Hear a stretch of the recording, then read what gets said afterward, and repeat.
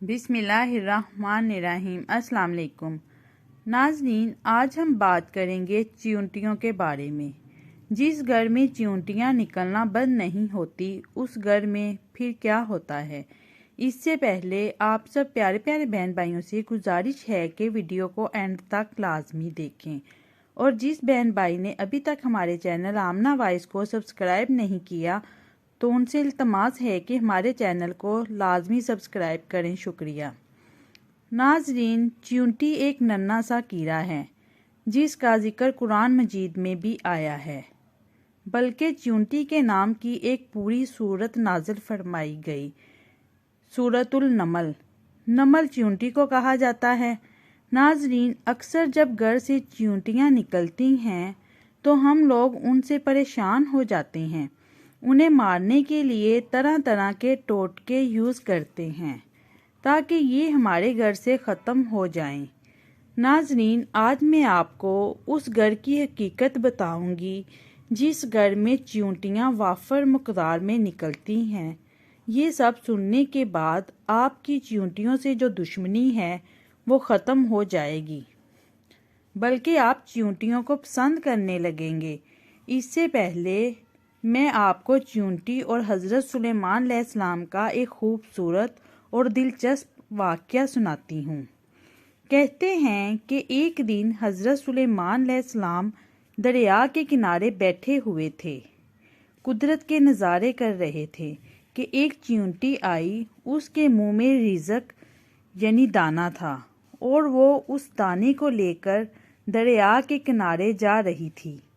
حضرت سلیمان علیہ السلام یہ سب دیکھ رہے تھے کہ چیونٹی چلتے چلتے دریا کے کنارے جا پہنچی۔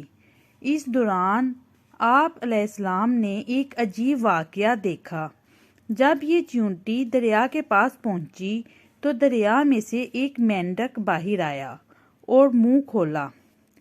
چیونٹی اس کے منہ میں چلی گئی اور وہ مینڈک واپس دریا میں چلا گیا۔ یہ سب حضرت سلیمان علیہ السلام دیکھ رہے تھے۔ کچھ دیر بعد وہ مینڈک پھر آیا اور اس نے پھر منہ کھولا اور چیونٹی اس کے منہ سے باہر آ گئی۔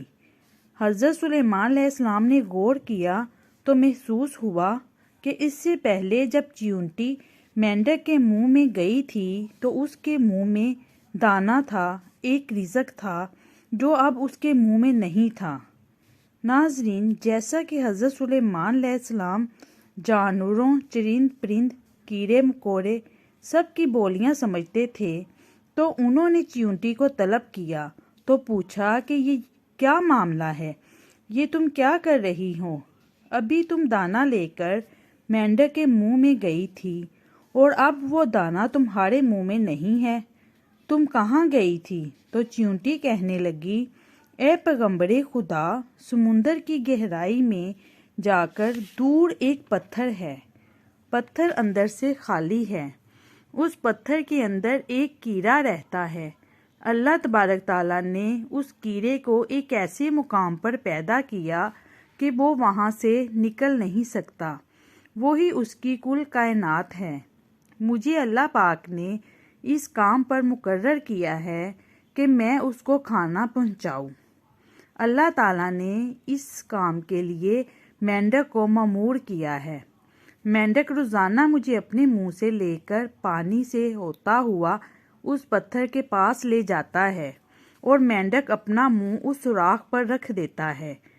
میں اس کے منہ سے نکل کر کیڑے کے پاس جاتی ہوں اور وہ اناج جو میرے منہ میں ہوتا ہے وہ اناج میں اس کے پاس رکھ دیتی ہوں۔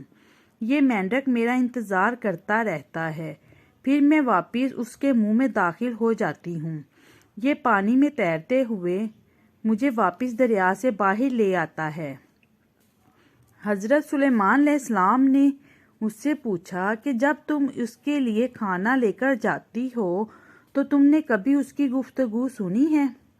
چیونٹی کہنے لگی، ہاں، جب میں اس کے لیے کھانا لے کر جاتی ہوں تو روزانہ اس کی گفتگو سنتی ہوں۔ حضرت سلیمان علیہ السلام نے پوچھا کہ اس کی گفتگو کیا ہے؟ وہ کیڑا کیا کہتا ہے؟